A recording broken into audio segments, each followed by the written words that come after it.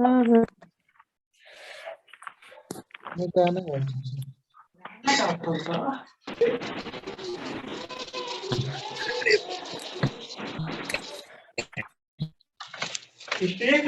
था।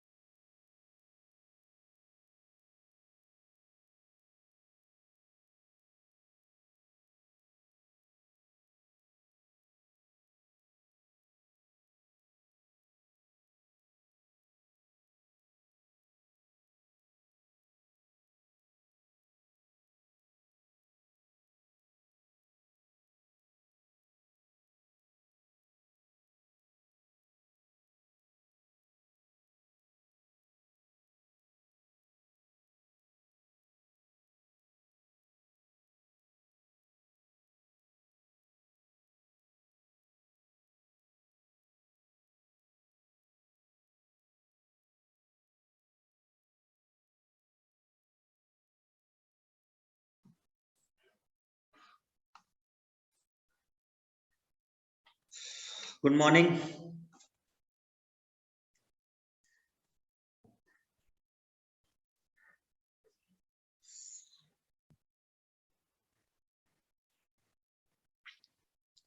तो रीजनिंग हम लोग स्टार्ट कर रहे हैं। इसमें सारे चैप्टर कवर करेंगे, ठीक है। तो जिनका पीछे छूटा हुआ है वो भी इसमें क्लास कर लें, और जो जिनका बिल्कुल भी नहीं हुआ है वो भी कर लें, ठीक है।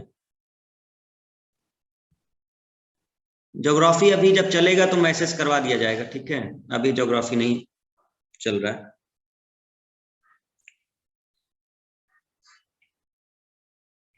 हम लोग स्टार्ट करेंगे अपने एक इम्पोर्टेंट चैप्टर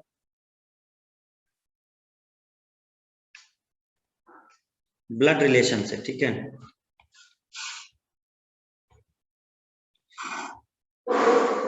तो देखो कोई जिन लोगों का जो चैप्टर हो गया हो तो जरूरी नहीं है कि वो मतलब उसको ज्वाइन करें। हाँ, अगर रिवीजन करना है तो अलग बात है, ठीक है ना।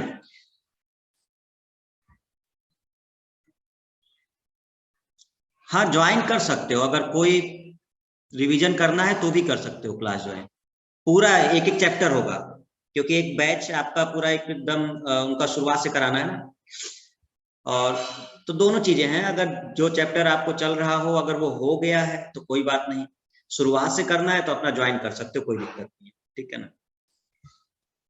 तो हम लोग स्टार्ट करेंगे ब्लड रिलेशन चैप्टर से एक एक करके, और सारे चैप्टर होंगे, परेशान ना हो। जो पूरे 22-23 चैप्टर हैं वो सब कवर हो जाएंगे, जिससे आप उसको रिवाइज भी कर लो, और ये ऐप पर भी अपलोड हो जाएगा, ठीक है। देखो, ब्लड रिलेशन में अगर हम लोग बात करते हैं तो 3 तरह के क्वेश्चन हमें देखने को मिलते हैं, ठीक है। कितने तरह के? 3 तरह के क्वेश्चन हमें देखने को मिलते हैं।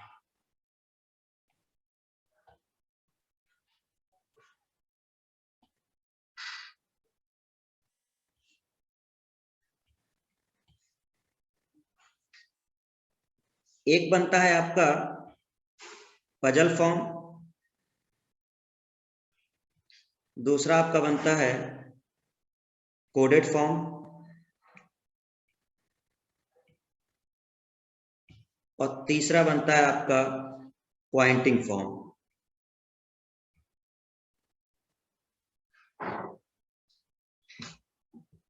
तीन तरह के क्वेश्चन बनते हैं आपके, ठीक है।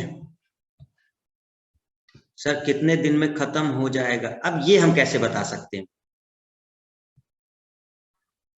ठीक है। बाकी रिकॉर्डेड रहेगा, ऐप में अपलोड होगा, ठीक है। रिकॉर्डेड रहेगा, जब भी आपको देखना हो तो आप अपना देख सकते हो।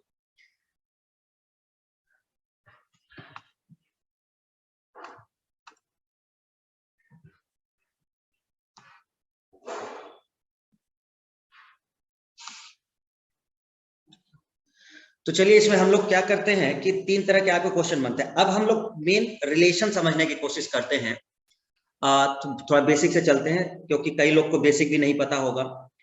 तो हम लोग वहां से लेके चलते हैं, पहले रिलेशन समझते हैं, उसके बाद आगे बढ़ेंगे, ठीक है। क्या रिलेशन में, जैसे आप अपने लेवल पे किसी को अपने को मान लो, यहाँ पर सपोज आप हैं, तो आप अपने से ले देखिए, आपकी जनरेशन पे कौन कौन होगा, मतलब आपके बराबर में कौन कौन है जो अपनी जनरेशन में माने जाते हैं। तो कौन कौन होगा? भाई होगा। कौन कौन होगा? आपके भाई और बहन, या आपकी जनरेशन पे होंगे, ठीक है, बराबर। और कौन हो सकता है? आपके जो कजन है वो आपके उस लेवल पे हो सकते हैं। और कौन हो सकता है? हस्बैंड और वाइफ, ठीक है। और कौन हो सकता है? Sister in law. और कौन हो सकता है? ब्रदर इन लॉ, ठीक है। देखो, सिस्टर इन लॉ में कौन कौन आता है? ननद, भाभी, साली, जेठानी, देवरानी, सलहज, ये लोग आते हैं।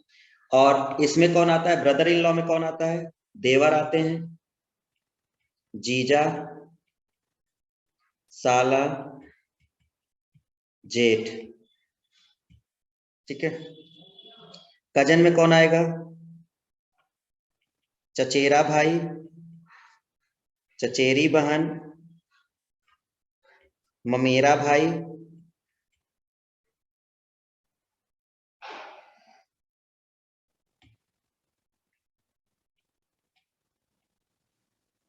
ठीक है, और भी लोग होंगे, ठीक है, एटसेट्रा कर देते हैं। हम लोग क्या समझ रहे हैं, हम लोग रिलेशन समझने की कोशिश कर रहे हैं कि किस लेवल पे कौन आएगा। वॉइस आ रही है, वॉइस जा रही है, ठीक है, वॉइस सही है। देखो हम लोग क्या कह रहे हैं, आप अपने को मान लीजिए हम ये बना रहे हैं डायग्राम बनाने के लिए, क्योंकि हम जब ट्री डायग्राम बनाएंगे तो हमें इसकी जरूरत पड़ेगी। हम अभी बताएंगे आपको कि किस तरह से वो बनाना होगा। तो ये लोग हमारे लेवल पे आएंगे कि जहां पर हम होंगे तो हमारे लेवल से लोग चलेंगे। हमसे एक जनरेशन ऊपर कौन होगा, तो हमसे एक जनरेशन ऊपर हमारे पिताजी होंगे। तो हमसे एक जनरेशन ऊपर कौन होगा, माता पिता होंगे, एक जनरेशन ऊपर।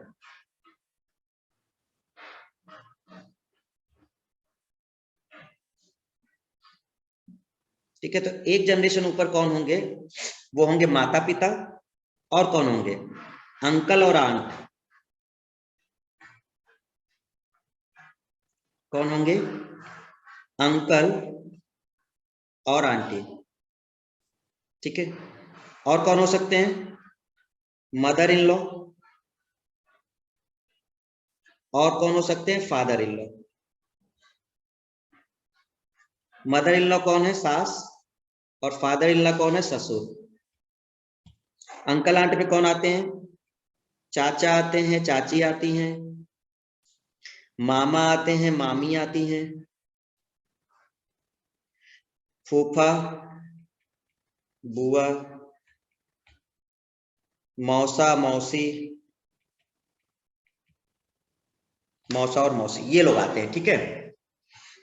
तो ये लोग आपके एक जनरेशन हमसे ऊपर होते हैं। हम लोग अपना है तो हमसे ऊपर एक जनरेशन, और इनसे भी ऊपर अगर एक देखें तो इनसे भी ऊपर कौन आएगा, इनसे ऊपर आएंगे दादा दादी, दादा दादी, दादा और नाना, दादी और नानी। दादा को हम लोग क्या बोलते हैं, ग्रैंड फादर, और इनको क्या बोलते हैं, ग्रैंड मदर, ठीक है।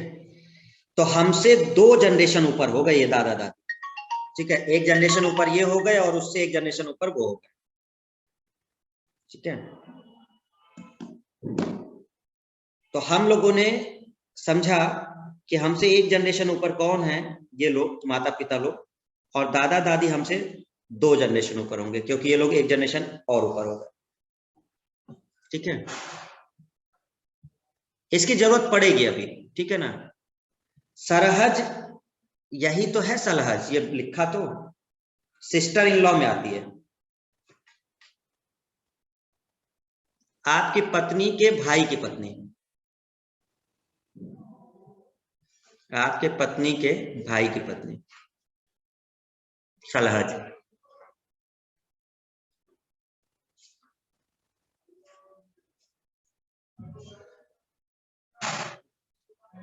तो ये एक एक जनरेशन ऊपर हो गए, एक जनरेशन, ठीक है। अब एक चार्ट इसमें नीचे बनता है, अगर आपसे एक जनरेशन नीचे चला जाए, एक जनरेशन नीचे,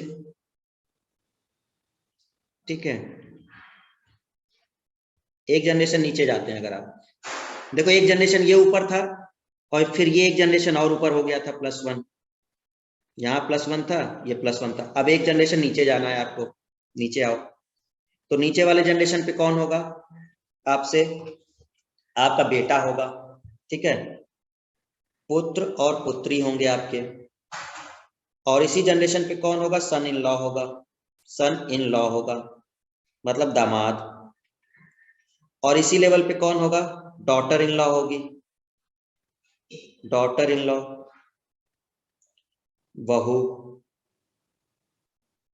ठीक है। इसी लेवल पे कौन होगा, नेफ्यू होगा, भतीजा, भांजा। इसी लेवल पे कौन होगा, नीस होगी, भतीजी, या भांजी, ठीक है, ये सब होंगे। और अगर एक जनरेशन और नीचे चले जाते हो, अपने से एक जनरेशन और नीचे जाओ, तो फिर कौन हो जाएगा? पोता पोती हो जाएंगे, ग्रैंडसन, ग्रैंडसन और ग्रैंड डॉटर।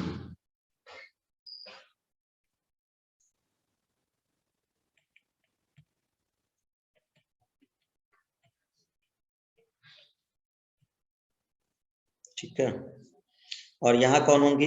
पोती, नवासी और नातिन।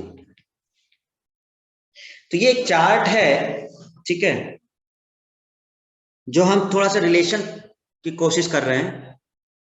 दादा नहीं रहेंगे, दादा नहीं रहेंगे क्या? दादा क्यों नहीं रहेंगे? ऊपर सेकंड जनरेशन पे रहेंगे वो दादा।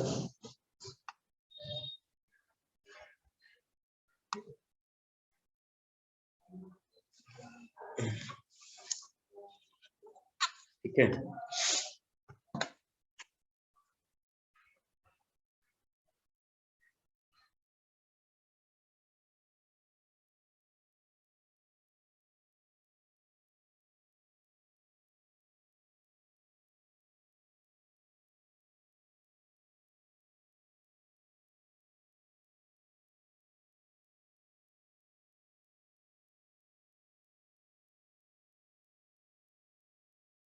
फादर परदादा, तो परदादा होंगे ना फिर वो।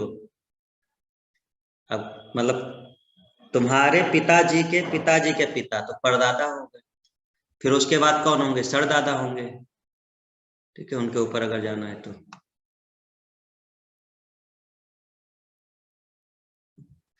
परदादा कहते हैं।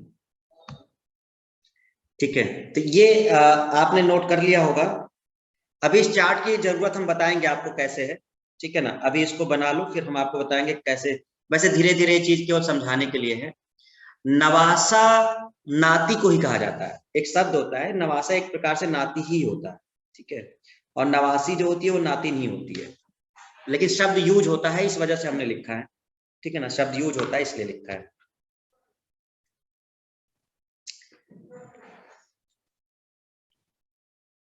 अब शुरू करते हैं। ब्लड रिलेशन के क्वेश्चन सॉल्व करने के लिए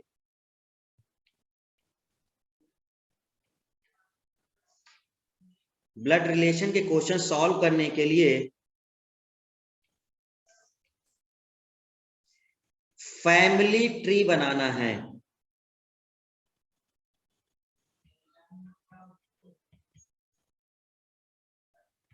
फैमिली ट्री बनाना है और जेंडर गैप का भी ध्यान रखेंगे।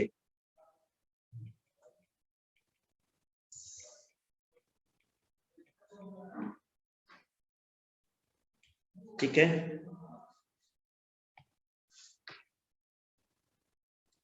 मेल को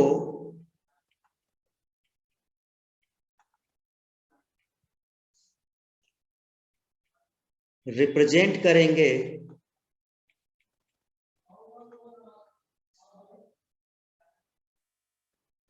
यहां इससे, ठीक है, या ट्रेंगल से कर सकते हैं, जो भी आप सिलेक्ट करना चाहें, लेकिन एक बार में वही करना जो मान रहे हो। फीमेल महिला को रिप्रेजेंट करेंगे सर्कल से।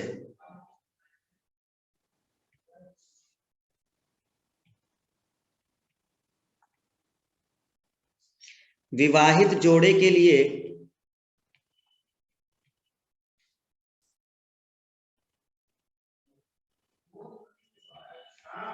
प्लस का साइन प्रयोग करेंगे।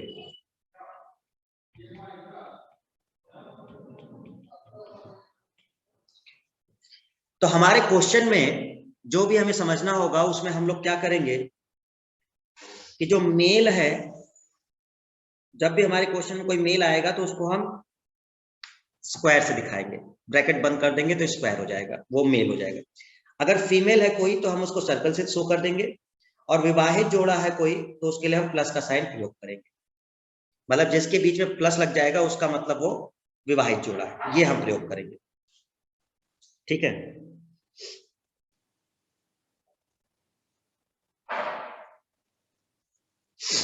नोट करो।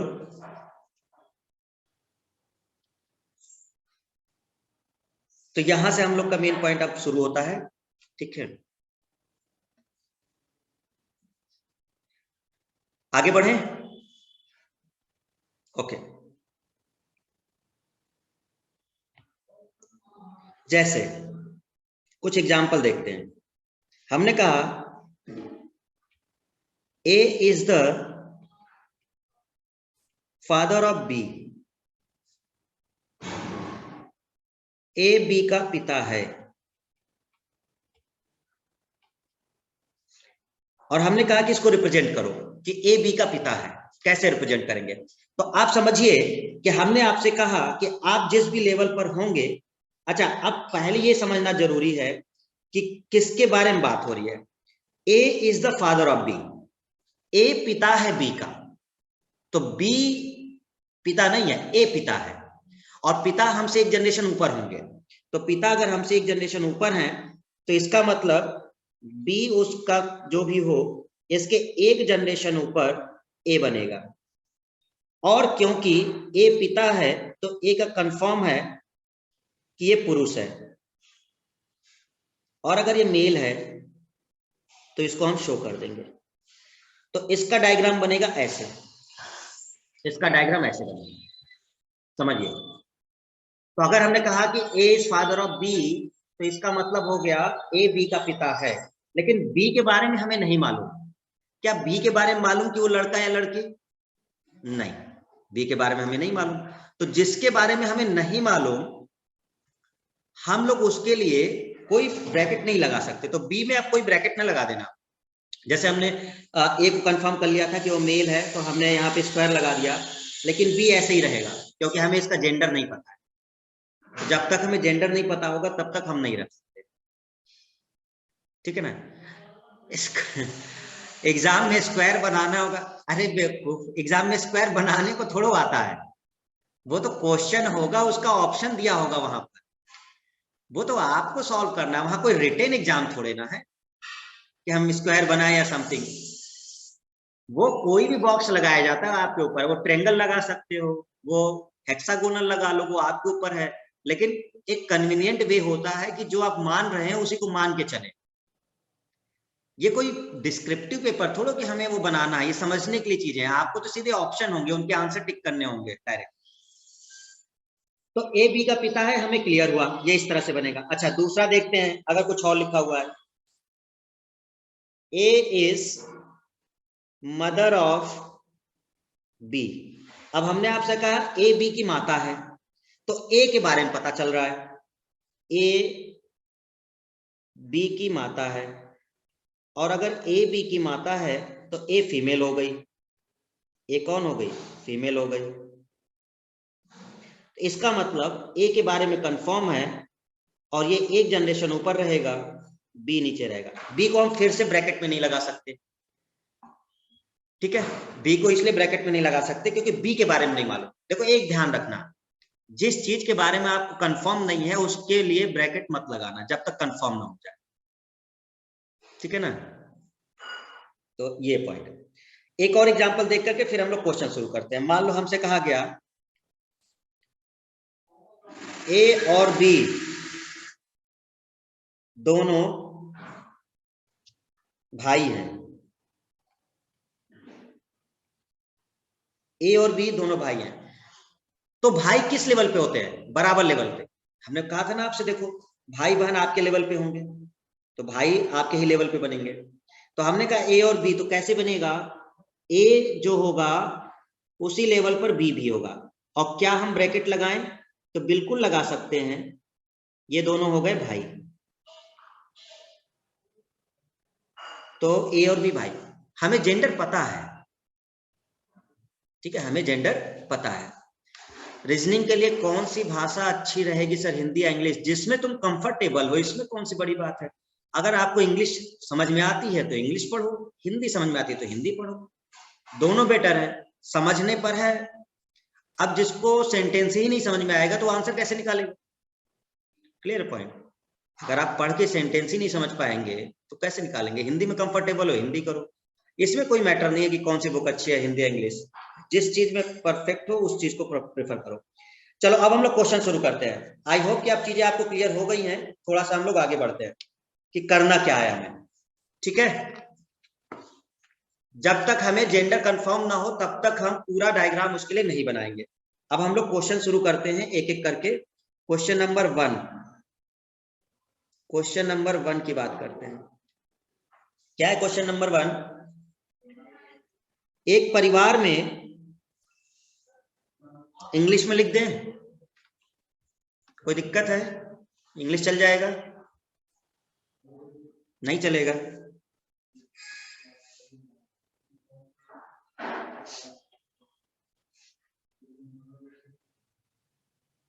एक परिवार में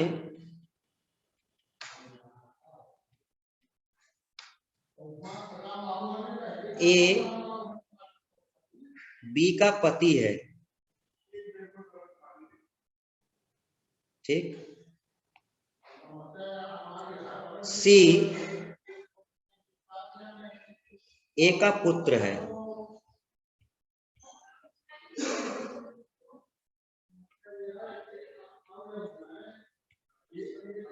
डी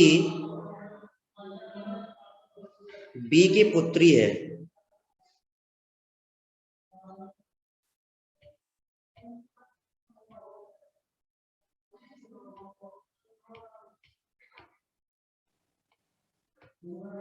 डी बी की पुत्री है, एफ जी की पुत्री है,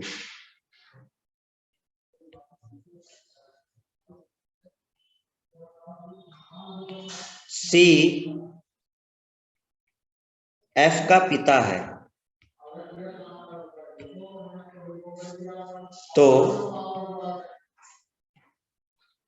निम्न का उत्तर दीजिए। पहला, ए का एफ से क्या संबंध है?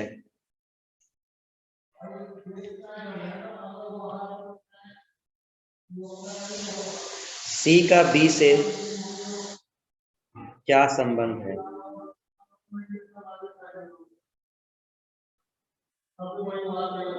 जी का बी से क्या संबंध है?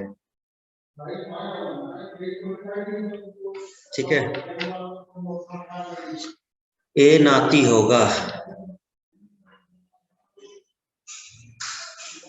हाँ, ये ऐप पे डाला जाएगा, ठीक है, ऐप पे जाएगा, क्लास रिकॉर्डेड रहेगा, ऐप पे पहुंचेगा, कोई दिक्कत नहीं, ऐप पे जाएगा।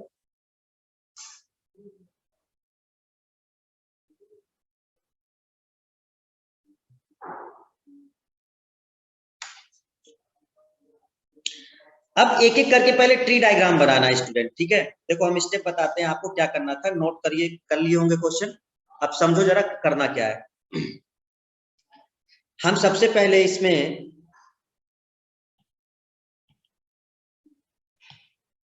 पहले वाले स्टेटमेंट से शुरू करते हैं। ए बी का पति है, ठीक है ना? तो हमारा पहला वाला जो स्टेटमेंट है, ए बी का पति है, पहले हम इसको बनाने जा रहे हैं। तो ए पति है बी का, ए मेल होगा, है ना? तो ए पति है, ए पति है बी का। प्लस क्यों लगाया? विवाहित जोड़ा है, पति है ना ए, और ए अगर पति है तो ये मेल हुआ, और मेल हुआ तो ये हो गया ये ब्रैकेट। तो क्या बी का जेंडर हमें कंफर्म है? बिल्कुल कंफर्म है भाई, शादी जो हुई है वो लड़के और लड़की की होगी ना, अब लड़के लड़के की थोड़ा कराएंगे। तो अब अगर ए जो है वो आपका पति हो गया तो बी उसकी पत्नी हो गई। और हमने आपसे कहा था कि ये जो पत्नी है फीमेल वो सर्कल से होगी, और जो मेल है वो आपका यहां से होगा। तो पहला वाला कंप्लीट हो गया, ए बी का पति है, ये कंफर्म हो गया, ये बन गया डायग्राम। इसी को हम लोग कहते हैं ट्री डायग्राम, ठीक है ना? तो हम लोगों ने देखा कि ए बी का पति है, ये कंफर्म हो गया। दूसरा स्टेटमेंट क्या है आपका? दूसरा स्टेटमेंट है सी ए का पुत्र है, तो सी ए का पुत्र है तो कंफर्म है कि सी मेल है, सी मेल है, ये कंफर्म। तो हम बनाएंगे सी ए का पुत्र है, सी ए का पुत्र है। अच्छा, अब आप ये क्वेश्चन नहीं पूछेंगे कि सी को ए के नीचे ही क्यों बनाया? तो सी को नीचे इसलिए बनाया क्योंकि सी पुत्र है और ए पिता है, तो पिता एक जनरेशन ऊपर होते हैं। यही इस चार्ट का मतलब है, इस चार्ट का मतलब यही है कि पिता आपसे एक जनरेशन ऊपर होते हैं और पुत्र आपसे एक नीचे होता है। तो अगर आप पुत्र हैं तो एक जनरेशन नीचे आएंगे आप, पिता आपसे हमेशा एक जनरेशन ऊपर ही होंगे। तो हमने ये समझ लिया कि ये दोनों हो गए पति पत्नी, ठीक है, और सी हो गया पुत्र, यानी कि ए हो गए पिता। देखो एरो का डायग्राम देखना, इसका मतलब ए पिता है, जिस तरफ डायग्राम लगाए हैं उसका मतलब ए पिता है, ठीक है ना, ऊपर। अच्छा, ये कंप्लीट हुआ। अब हम लोग देखते हैं डी बी की पुत्री है, डी बी की पुत्री है, तो इसका मतलब जो डी है वो बी की पुत्री है, तो इसका मतलब ये फीमेल है, और इसका मतलब कि बी जो है वो मां हो गई, बी मां हो गई। एरो का डायग्राम देखना हम किसकी बात कर रहे हैं, तो एरो हम ऊपर लगा रहे हैं तो मतलब वो मां हो गई। कौन मां हो गई? बी मां हो गई, किसकी? डी। आप अब ये बताइए कि ए सी का पिता है, बी डी की मां है, और ये दोनों आपस में पति पत्नी है, तो सी और डी कौन हुए? तो सी और डी कौन हुए? भाई बहन हुए ना भाई, सी और डी तो भाई बहन हो गए। ये उसकी पुत्री हो गई, वो माँ है, ये पिता है, तो ये दोनों आपस में कौन हो गए? ये दोनों आपस में भाई बहन हो गए, ठीक है। तो ये दोनों कौन हो गए? भाई बहन हो गए। Okay, clear. भाई कौन होगा? सी, क्योंकि वो मेल है, और डी कौन होगी? बहन होगी। चलो यहां तक कंफर्म। एफ जी की पुत्री है, एफ जी की पुत्री है, लेकिन हमें जी तो पता नहीं चल रहा। एफ जी की पुत्री है, ये चीज हमें मालूम नहीं चल रही क्योंकि जी है नहीं यहाँ, तो हम इसको अभी रहने देते हैं। हम बनाएंगे सी एफ का पिता है, ये बनाएंगे पहले, क्योंकि सी हमें मालूम है। तो सी एफ का पिता है, तो चलिए इसको बना लीजिए, सी एफ का पिता है। तो सी पिता हो गया, सी पिता हो गया किसका? एफ का। सी पिता हो गया एफ का, ठीक है। सी एफ का पिता हो गया, तो सब कंफर्म हो गए। ए बी का पति कंफर्म हो गया, सी ए का पुत्र कंफर्म हो गया, डी बी की पुत्री बन गई, और सी एफ का पिता, ये सब बन गया। अब बचा है एफ जी की पुत्री, और एफ जी की पुत्री है। तो अब एक बात बताइए कि एफ पुत्री है किसकी? जी की, और पिता है उसका सी, पिता है उसका सी, तो कहीं ना कहीं जो जी है वो उसकी मां हुई। जी कौन हुई? मां हुई, क्योंकि एफ पुत्री है ना, और पिता ऑलरेडी सी है, तो किसी से इनकी शादी हुई होगी, किसी से तो शादी हुई होगी भाई, सी की शादी हुई होगी, क्योंकि ये पिता है और ये बेटी है, तो अकेले तो बेटी हो ना जाएगी भाई, कोई तो होगा, इसका मतलब पत्नी तो होगी इनकी, ठीक है ना। तो वो पत्नी ही कौन है? वो पत्नी ही जी है, वो पत्नी ही कौन है? वो जी है। तो ये वाला भी बन गया कि एफ जी की पुत्री है, तो एफ जो है वो जी की पुत्री है, तो एफ का भी कंफर्म हो गया क्योंकि ये फीमेल है, ठीक है। तो ये कौन हो गई? इसकी मां हो गई, ये मां हो गई, ठीक है, और ये हो गए पिता। ये है कंप्लीट ट्री डायग्राम, ये है कंप्लीट ट्री डायग्राम, ये पूरा बन गया। एक बार इसको देखो और अपने सेंटेंस पढ़ो, एक बार आप इसको देखो और अपने सेंटेंस पढ़ो। हमने कहा, ठीक है, अब आप अपना जरा वो पढ़िए, ए का एफ से क्या संबंध है? ए का एफ से क्या संबंध है? ठीक है। अच्छा, बड़ा ध्यान रखना, पूछा किसके बारे में है? जी कंफर्म नहीं है। इमरान, तारिक, जी क्यों कंफर्म नहीं है भाई? जी क्यों कंफर्म नहीं है?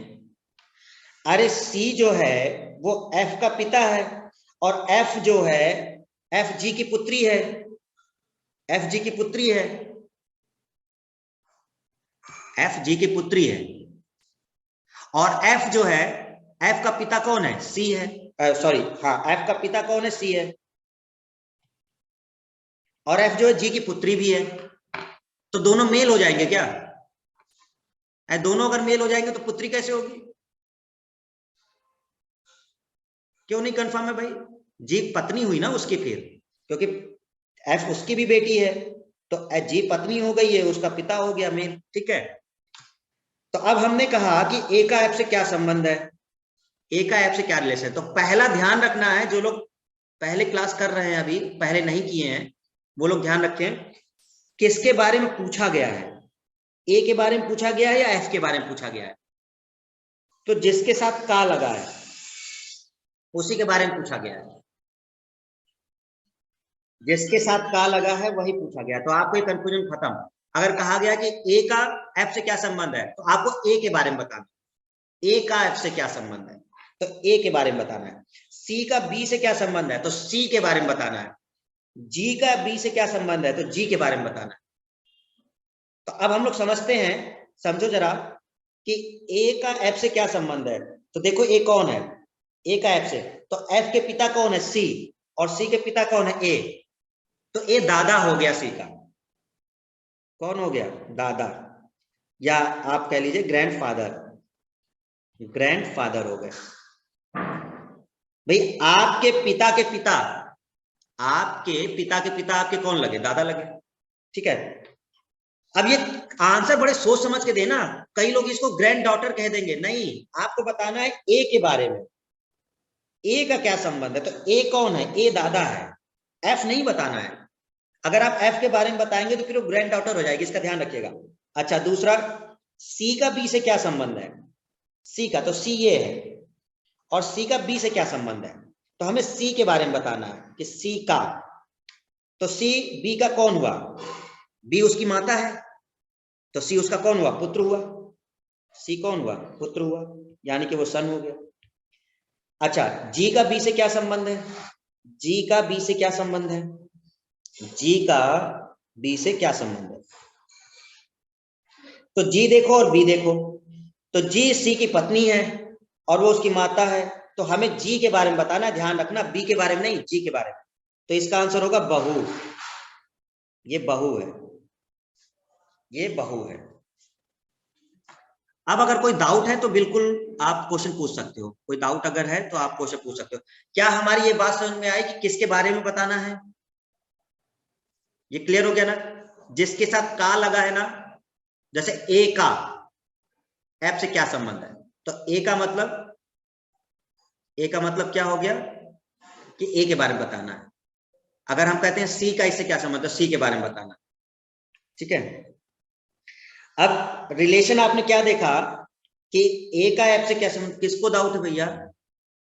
बी वाला डाउट है, पुत्र वाला डाउट है।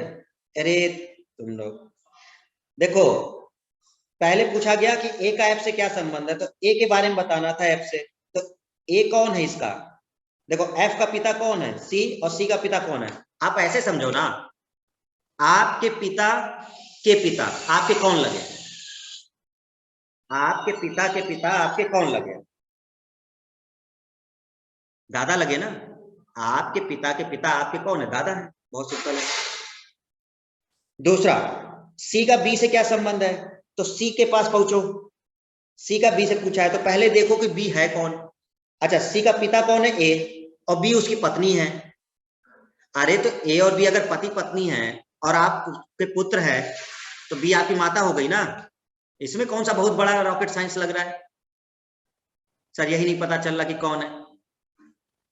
अरे ए आपके पिता है, बी उनकी माँ पत्नी है, तो बी आपकी माँ हो गई, सीधी सी बात चल रही है। यार दिमाग बिल्कुल ही खत्म है क्या तुम लोग? मतलब एकदम में रिलेशन नहीं निकाल पाते हैं? तो देखो, अब कुछ लोग ये कौन कह रहा है कि एफ मेल होगा। अरे बेवकूफ, एफ मेल कहां से हो जाएगा जब ये साफ साफ लिखा है एफ जी की पुत्री है। ये पढ़ो, एफ जी की पुत्री है, पुत्री मेल होती है क्या? अरे ये वाला सेंटेंस नहीं पढ़ रहे हो, एफ जी की पुत्री है, तो एफ पुत्री है, तो पुत्री फीमेल होती है।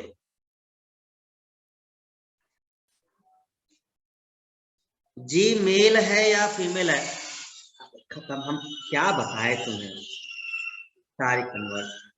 अगर सी मेल है तो मेल की शादी मेल से कैसे कराओगे, करा दो तो हम बताएं भाई, ठीक है तुम लोग कुछ भी कर सकते हो सर, ठीक है कानून बन गया है सर, मेल की शादी मेल से कराएंगे बच्चा भी होगा, है। जब सी मेल है, पिता है, तो जी फीमेल ही होगी ना, पत्नी उसकी। तुम लोग ऑनलाइन में तुम लोग को समझाना है ना, बस अपना सर पटकना है केवल, ठीक है। बस बात यह है कि हम बताते चले, बाकी वो हो, नहीं तो तुम लोग जो है ना, जो रिलेशन का इधर उधर करोगे ना, कुछ भी कराओगे तुम। अरे थोड़ा बहुत ज्ञान रखो भाई रिलेशन का, मेल फीमेल का, पति पत्नी का, ठीक है, दादा दादी चाचा चाची, कुछ तो रखो। अपने घर पे रिलेट कर लो, अगर नहीं होता तो अपने घर से रिलेशन देख लो कि कौन कहाँ पर है, तभी बन पाएगा, है ना। चलिए एक क्वेश्चन और करते हैं, एक हो गया है, एक और करते हैं, फिर देखते हैं क्या है, देखें क्या करते हो तुम लोग। दूसरा करते हैं, क्वेश्चन नंबर सेकेंड। एक परिवार में बी सी का पुत्र है, बी सी का पुत्र है, लेकिन सी बी की मां नहीं है, लेकिन सी बी की मां नहीं है।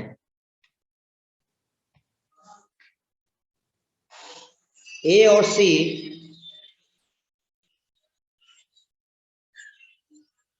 विवाहित जोड़े हैं, ए और सी विवाहित जोड़े हैं। एफ ए का भाई है, एफ ए का भाई है। डी ई का भाई है।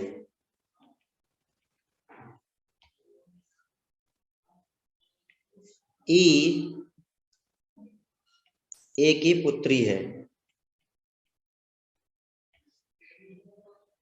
ठीक है।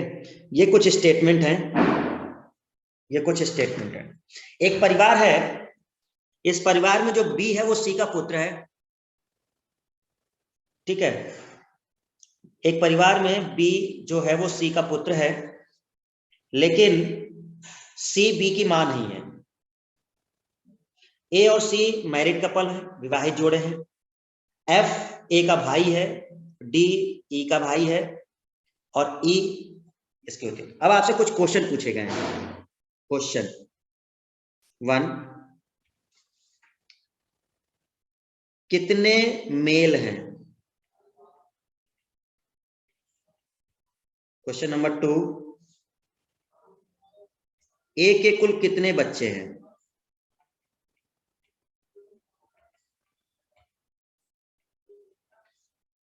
क्वेश्चन नंबर 3, बी की मां कौन है।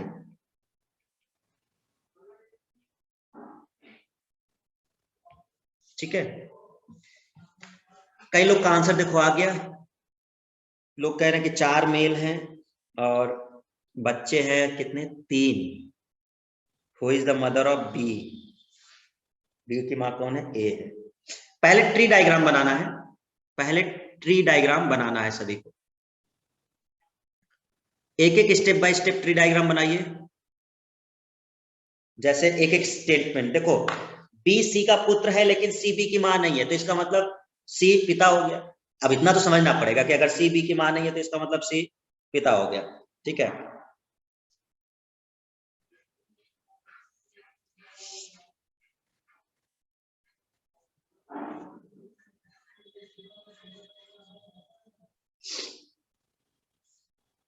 ठीक है, आप लोग भी करिए, हम बना रहे हैं, देखना एक एक करके शुरू करते हैं। सबसे पहले पहला वाला स्टेटमेंट देखते हैं। बी सी का पुत्र है बी जो है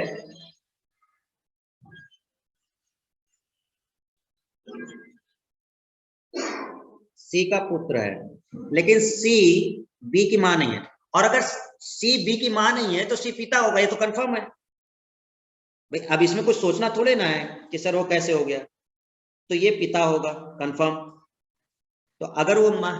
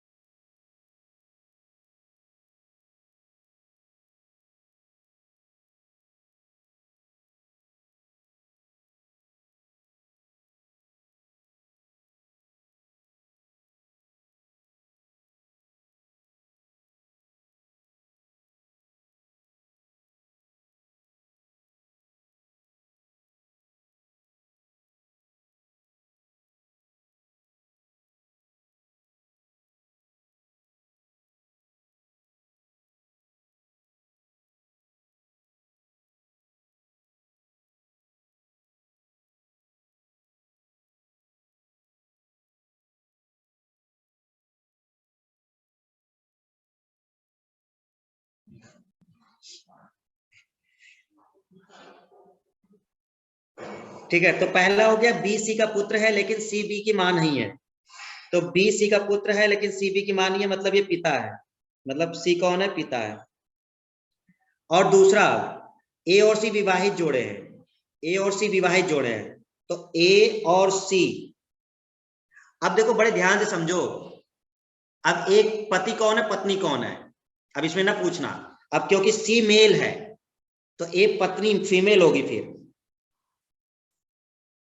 कंफर्म है ये बात, क्योंकि सी पिता हो गया उसका, तो सी मेल है और ए और सी क्या है, विवाहित जोड़े हैं। तो विवाह जो होगा तो ए जो है वो फीमेल हो गई। एफ ए का भाई है, तो एफ अगर ए का भाई है तो एफ इसके बगल में ही बनेगा, एफ भाई है। ठीक है, इसको ऐसे कर लो, इसका भाई कौन है, एफ है। तो एफ भाई हो गया ए का, एरो जिधर बनाया है। अब आगे देखिए, डी ई का भाई है, तो डी और ई हमें नहीं दिख रहा, तो पहले हम ये वाला बनाएंगे, नीचे वाला ई ए की पुत्री बनाएंगे। तो ई जो है ए की पुत्री है, तो ए की पुत्री है ई, और पुत्री है तो ये कंफर्म है कि फीमेल है।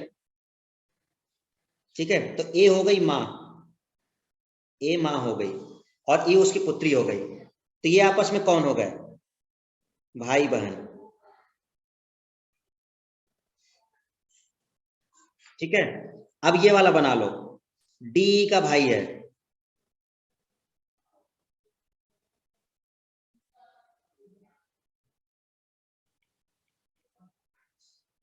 डी ई का भाई है।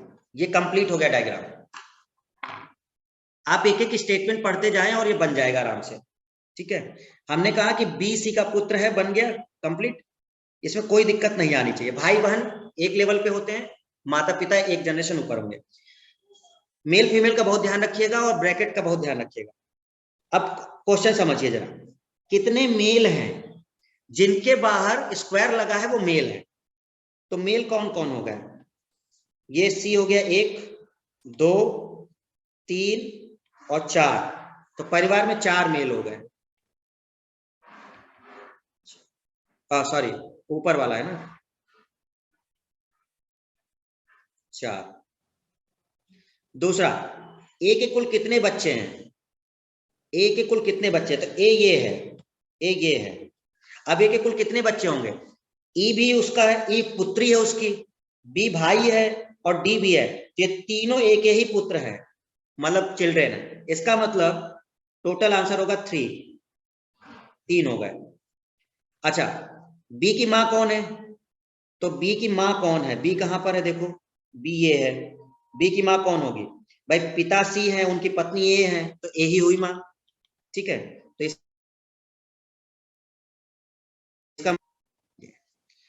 आपको केवल ट्री डायग्राम बनाना है, उसको सीखना है। जैसे ट्री डायग्राम बन जाएगा, ध्यान रखिएगा, और ये ब्रैकेट लगाना मत भूलना इधर उधर, नहीं तब गड़बड़ हो जाएगी अगर ब्रैकेट गड़बड़ हुआ तो 2 क्वेश्चन हमने देखा आपका, ठीक है, आज 2 क्वेश्चन हम लोगों ने देखा, और कोई डाउट नहीं होना चाहिए, अपना रिवाइज करना, ठीक है ना। कोशिश करो, अगर रिलेशन नहीं है तो अपने परिवार में या घर में उसको अप्लाई करने की कोशिश करो। जैसे मान लो चाची की बात हो रही है, तो आप अपने चाची को सोचो, भाई हम चाची कौन, तो हमारे पिताजी, उनके भाई की पत्नी, ऐसे सोचो, तब बेटर होता है, ठीक है ना। अगर आपसे पूछा जाए कि दामाद, आप दामाद हैं, तो सोचो ना कि आप दामाद कैसे बनेंगे, दामाद कैसे बनोगे, तब वो रिलेशन समझ में आएगा। आपसे कहा गया कि आपकी सी जो है आपकी साली है, तो साली कौन होगी, तो अब ये ना कहो आधी घर वाली होगी, ये नहीं, मतलब साली कौन होगी, रिलेशन देखना है कि भैया कहाँ से, तो कहेंगे सर साली कौन, तो कहेंगे आधी घर वाली, ट्री डायग्राम बनाते रहेंगे, ठीक है। तो अब ये सब नहीं, हाँ, तो जरा ध्यान रखिएगा आप लोग। चलिए आज के लिए 2 ही क्वेश्चन रखते हैं, थोड़ा थोड़ा करके चलेंगे हम लोग, और रिकॉर्डिंग ये अपलोड हो जाएगा आपका, ठीक है, अपलोड हो जाएगा, जिनका छूटा है वो देखें, रिवाइज करिए। अब बार बार हम कह रहे हैं कि ब्लड रिलेशन में अपने परिवार पर थोड़ा अप्लाई करोगे तो जल्दी याद हो जाएगा, प्रैक्टिस करना, क्योंकि ऑनलाइन देखो पढ़ना और फिर उसको अप्लाई करना काफी हुआ है। अभी रघुराम राजन का आया है ना एक मैसेज, जो बहुत बड़े वो हैं, अगर जल्द ही स्कूल नहीं खोले गए तो हमारे बच्चों का क्या होगा पता नहीं, कुछ तो अक्षर ही नहीं पहचान पा रहे हैं, और कुछ नहीं, छोटे बच्चों की बात हो रही है, कुछ और ही चल रहा है वो, तो थोड़ा सा रिवीजन अपना करते रहना, है ना। चलिए आज के लिए इतने 2 ही क्वेश्चन रखते हैं, फिर नेक्स्ट हम लोग करेंगे। कोई डाउट आता है तो रिकॉर्डिंग देख लेना बार बार, आपको चीजें क्लियर हो जाएंगी, बहुत सिंपल स्टेप बाय स्टेप है, ठीक है। कल हम लोग फिर इसी टाइम पर मिलेंगे, टाइम यही रहेगा, ठीक है, टाइम यही रहेगा। ओके, जय हिंद, जय Hind sir. Sir screen shot लेना है, ले लो स्क्रीन शॉट भाई, यहां से ले लो, ठीक है।